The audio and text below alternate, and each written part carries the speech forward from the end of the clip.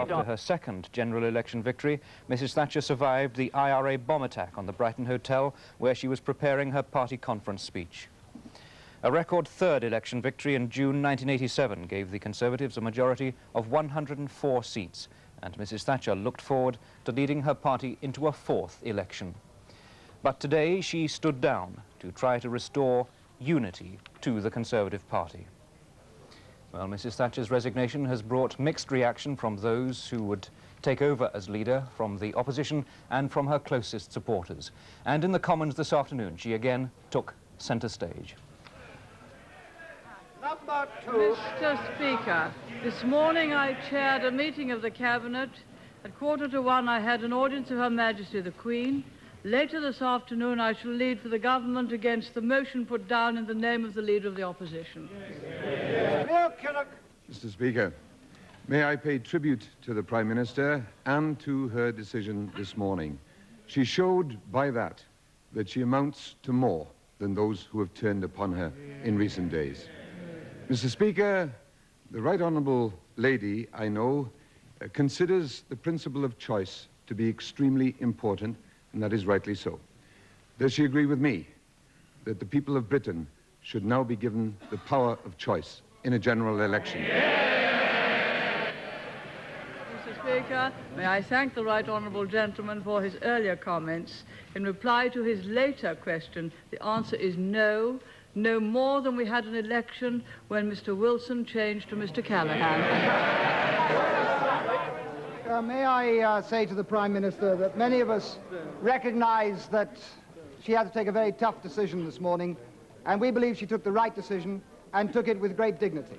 May I also say to her that however wide our political divisions, and they are of course very wide, no one can doubt the special style she's brought to that dispatch box, nor her courage, conviction and determination that she has brought to her premiership. Mr. Speaker, perhaps I might ask her to use this opportunity to offer to the House any advice she might have for a successor. I believe the overriding need now is for the Conservative Party to find a leader who can unite it in handling present problems and in winning the next general election.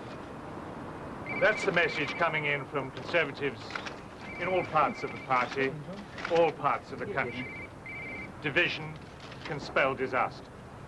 I believe that I can do that, and that is why I'm putting my name forward. I think she will be seen by history as a very great Prime Minister indeed, with a very considerable number of achievements. I think our job now is to try and build on those achievements. I believe I would like the opportunity of trying to unite the party. A lot of colleagues have suggested to me that I may be able to do so, and so I have decided to let my name go forward in the ballot for leadership of the Conservative Party. Decisions to get the long-term prosperity. That is what we have achieved, and that is why we shall win handsomely when a general election comes. Said her conduct of the government was wrong. Mr. Kinnock called for but was refused a general election. Margaret Thatcher dismissed what she called his windy rhetoric. We shall surely win a fourth election victory. We rescued Britain 11 years ago, she said. We have given power back to the people. Now, for the sake of her party's unity, she is standing aside. A chapter in British politics and in British life is closing. She took her decision this morning in Downing Street in the early hours. The Cabinet was informed at 9 o'clock. The Home Secretary said it was the saddest moment of his life. Later, Mrs. Thatcher left to tell the Queen. The man whose challenge brought her down was planting trees at London Zoo. Michael Heseltine said he welcomed the decision to open up the contest to others. At Buckingham Palace, Margaret Thatcher had a not quite final audience of the Queen. She will remain while 3 others strive to succeed her as Prime Minister. There is a family home in Dulwich which has never been lived in, and a seat one expects in the House of Lords.